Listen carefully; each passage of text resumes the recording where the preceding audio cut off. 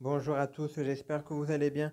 On se retrouve aujourd'hui pour une nouvelle fiche stratégique qui sera un petit peu spéciale puisque cette fiche a été un petit peu le prix d'un défi que j'avais lancé sur notre groupe. Voilà, le joueur qui était plus près euh, de la réponse avait le droit de choisir son personnage pour la prochaine fiche stratégique. Et donc du coup, Polo Margot, qui a été le gagnant, a choisi Joker version Suicide Squad pour faire la fiche stratégique. Donc on va commencer comme toujours avec un petit peu d'histoire. Donc le Joker, ça a été un personnage qui est créé en 1940 et lors de sa première apparition, il fut très contesté. Il était même destiné à être tué par Batman, mais du coup il a été sauvé un petit peu par l'intervention éditoriale qui a jugé que le personnage valait la peine d'être gardé. Donc il est dépeint comme un psychopathe très intelligent qui a un sens déformé et sadique de l'humour. Plusieurs versions de ses origines ont été imaginées au cours des décennies, mais la plus connue et la plus commune reste la chute dans une cuve de déchets toxiques qui lui rendit donc sa peau blanche, ses cheveux verts et les lèvres donc couleur rouge sang. Le Joker donc est un ennemi de Batman. On le voit souvent entouré soit d'Harley Quinn qui était sa psychopathe, sa psychologue avant de devenir psychopathe à son tour. Il n'hésite pas à s'allier avec d'autres ennemis de Batman ou de la Justice League. Et du coup, c'est devenu l'un des personnages les plus emblématiques de la maison DC, les plus populaires de la pop culture, et il est considéré dans la population par l'un des meilleurs super vilains, que ce soit chez DC Comics et Marvel compris. Donc des deux maisons, sur un pourcentage, le Joker ressort énormément haut. Il a été adapté à maintes reprises au cinéma et en série animée. Donc on retient la version de Nicholson dans le film de Tim Burton, de S. Lager dans la trilogie de Christopher Nolan, dont il aura une trentaine, je crois, de récompenses post-mortem, puisque comme on le sait, l'acteur a plongé énormément de temps dans le rôle du Joker. Il s'est même isolé un certain nombre de temps, et on sait que sur le tournage du film d'après, il est décédé du coup d'une intoxication médicamenteuse, parce que voilà, du coup il était un petit peu toxico, il jouait des rôles très très durs, donc comme le rôle du Joker, et du coup il a un petit peu sombré de ça. Il a voulu mettre fin à ses jours un petit peu de cette manière-là.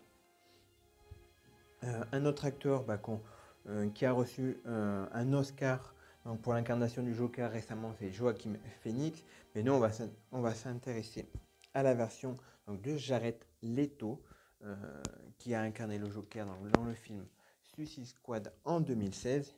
Et d'ailleurs, c'est la même année que les personnages Suicide Squad donc, ont été rajoutés sur le jeu, donc soit un mois pardon, après la sortie de DC's Legend. Donc on a eu le droit au Joker, on a eu le droit à la Harley version Robbie donc de Suicide Squad, et on a eu le droit à un Deadshot versé un petit peu Will Smith de Suicide Squad, voilà, qui ont été rajoutés donc au mois de novembre 2016. Donc c'était un petit peu pour faire du marketing. C'est des ajouts de personnel qui ont été un petit peu promotionnels pour faire la promo à la fois du film qui était bien apprécié et du jeu qui était récent. C'est pas le premier jeu, c'est pas le dernier jeu à l'avoir fait. Voilà, depuis, on a vu des jeux tels Dragon Ball Legend qui a été très promotionnel à la sortie du film Dragon Ball Super Broly. Donc sur le jeu, ils ont rajouté le nouveau Broly version Akira Toriyama pour le rendre très balèze. Il y a d'autres jeux comme Yu-Gi-Oh! Dual Links qui a profité d'un film pour sortir des nouveaux personnages. Voilà. C'est pas le premier jeu et c'est pas le dernier jeu à faire un petit peu de la promo par rapport au film. Donc du coup, les versions Suicide Squad ont été rajoutées un petit peu dans cette optique-là. C'est pour ça qu'ils ont, voilà, ils n'ont pas eu de rework à part le Deadshot. depuis et que c'est des personnages qui sont un petit peu laissés comme ça.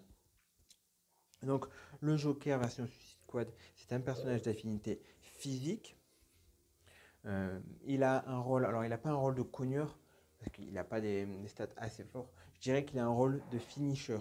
Voilà, des personnages qui sont assez faibles dans le rouge, un petit peu comme Huntress, il est capable de les finir, de les tuer. Voilà. Au niveau de ses stats, donc moi je ne l'ai pas monté, hein, parce que c'est un personnage que je n'ai même pas débloqué légendaire, l'un des seuls, parce qu'il a été très promotionnel, il était surtout très accessible aux gens qui payaient.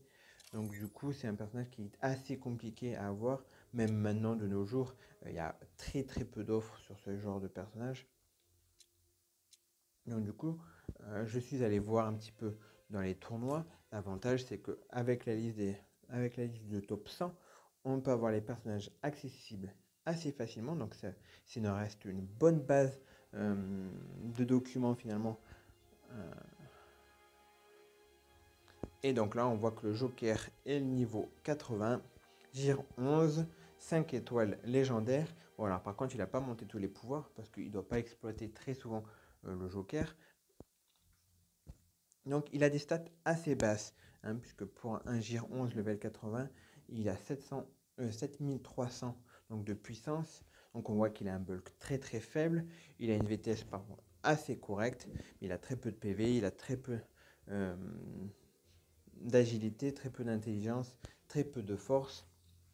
Donc du coup, il est resté sur ses bases qu'il avait en 2016, puisque comme vous le savez, les nouveaux joueurs, nouveaux personnages qui sont ajoutés et les reworks ont des meilleures statistiques. Les reworks ont une augmentation de statistiques et les nouveaux personnages, eux, s'alignent un petit peu sur les stats actuelles de la méta.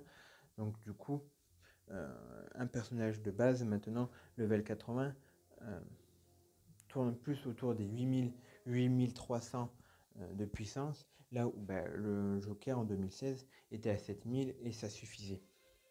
Voilà, comme on peut le voir, les personnages, voilà, 8500, 8500, 8500, 8300 pour les reworks, 8400.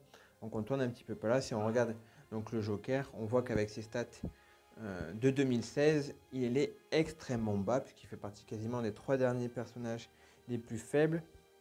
Puisqu'il me semble que son Vandal Savage, voilà, il n'est pas Gire 11. Donc les deux autres personnages qui sont plus faibles, c'est Aquamoa et Deathstroke. Du coup, on va voir un petit peu son set maintenant. Il a un set mixte, c'est-à-dire qu'il fait des dégâts autant sur l'agilité que sur l'intelligence. Et il a certaines parties de son set qui peuvent être quand même intéressantes. Donc en attaque de base, ce Joker a une attaque qui fait ha ha ha. Je ne vais pas imiter le rire du Joker, mais qui inflige des dégâts à un ennemi et qui a 50% d'infliger des dégâts, donc de faibles dégâts, aux ennemis aléatoires autour. Donc en principe, c'est les deux d'à côté. Si vous attaquez le personnage du milieu, le personnage de gauche et le personnage de droite vont avoir quelques dégâts. Et en légendaire, ça ajoute 3 saignements en plus des dégâts à ces personnages à l'entour. Donc ça peut être un peu intéressant. Voilà, 3 saignements avec 50% de chance de les mettre. Quelques dégâts. Ça reste une attaque de base moyenne. On a eu mieux, on a largement mieux. On a vu pire. Voilà, je trouve que le Joker là a une attaque de base plutôt correcte. Sa deuxième attaque inflige des dégâts spéciaux à un ennemi et a 100% de chance d'étourdir lorsque c'est monté au maximum. En pouvoir légendaire, donc ça inflige des dégâts massifs aux cibles ayant moins de 10% de leur PV. Donc ce légendaire là, il sert à rien. Concrètement, parce qu'un personnage maintenant qui a moins de 10% de ses PV de nos jours, donc 10% de PV, je ne sais pas si vous vous rendez compte, mais c'est la moitié de la barre bleue, de la barre rouge qui reste. C'est les quelques PV restants quand on rage là parce que on fait une attaque, il meurt avec un, bon, on dit sur le fil avec un PV, mais il doit leur rester 5% de PV à ce genre de personnage là. Donc ça fait des dégâts massifs. Donc on va dire que théoriquement un personnage, n'importe quel personnage tue. Donc à part si c'est utilisé sur un personnage vert qui pourrait résister à une attaque, ce légendaire il n'est pas très utile. Son attaque donc numéro 3 qui s'appelle roulette, agit exactement comme une roulette russe. Donc c'est qui inflige des dégâts très aléatoires à un ennemi. Donc ça peut être très faible, comme moins de 1000, comme très très fort, et pouvoir OS un personnage. Voilà. Donc ça reste une attaque très aléatoire à faire. Et du coup, en légendaire, ça réinitialise le temps de recharge en cas de coup critique ou si la cible est tuée.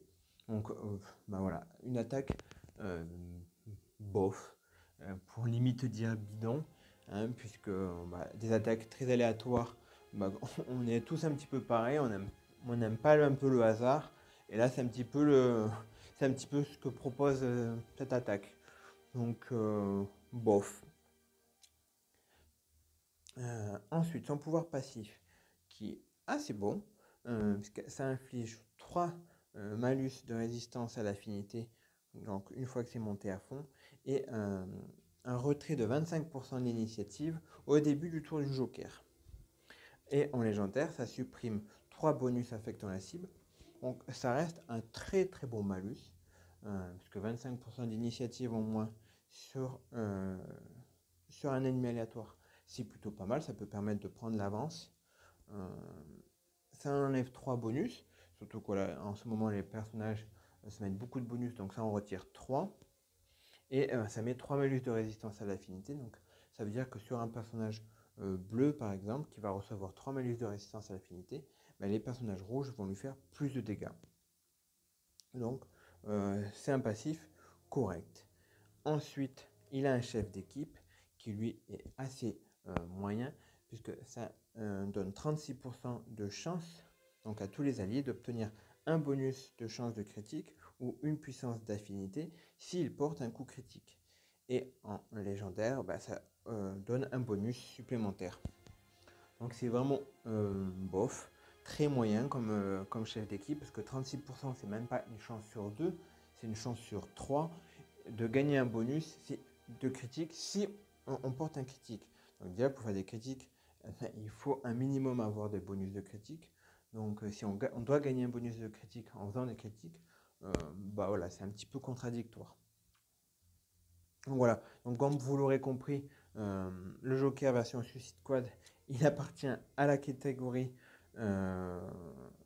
des personnages trash dans la tier list. Donc ça veut dire que c'est un personnage qui nécessite grandement un rework.